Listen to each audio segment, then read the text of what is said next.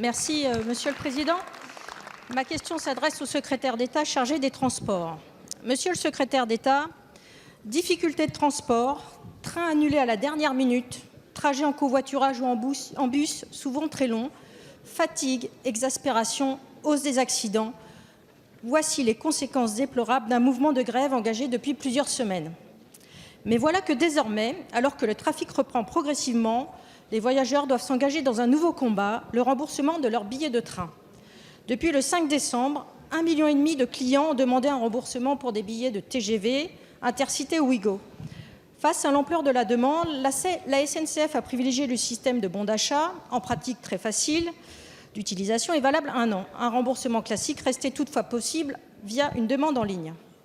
Dans les faits, le système a néanmoins montré ses limites. De nombreux voyageurs ont en effet reçu des bons d'achat d'un montant inférieur au prix de leur billet. D'autres ne sont pas parvenus à les utiliser lors des réservations et d'autres encore n'ont jamais obtenu de réponse de la SNCF.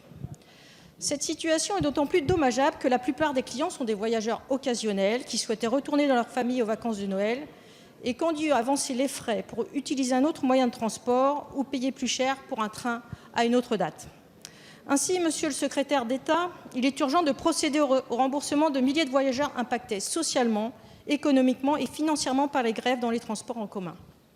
Comment comptez-vous assurer une indemnisation de ces voyageurs victimes de ce mouvement qui dure depuis maintenant 42 jours? Je vous remercie. Merci Madame la députée. La parole est à Monsieur Jean-Baptiste Djebbari, secrétaire d'État chargé des Transports.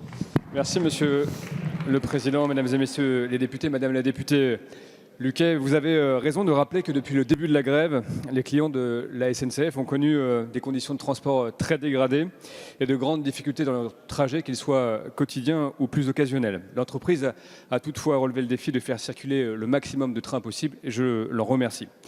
S'agissant des remboursements, les modalités, vous le savez, sont différentes selon le type de trajet emprunté et selon que le voyageur dispose d'un abonnement ou pas. Pour les trajets grandes lignes, la SNCF a enregistré plus de 2 millions de demandes de remboursement. 1,7 million de demandes ont déjà été traitées par la voie d'un recrédit automatique. 200 000 demandes ont fait l'objet d'un traitement sous 48 heures par l'émission de bons d'achat et 300 000 demandes sont encore en cours de traitement.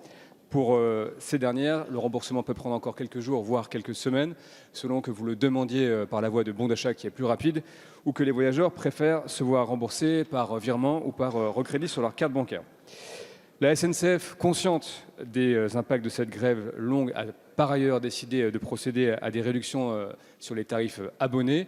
Et vous avez pu voir que s'agissant de la région Île-de-France, Jean-Pierre Farandou a annoncé le remboursement de l'équivalent d'un mois de passe Navigo pour l'ensemble des abonnés et une plateforme commune à la RATP et à la SNCF sera mise en œuvre dès la fin du mois afin de simplifier les démarches.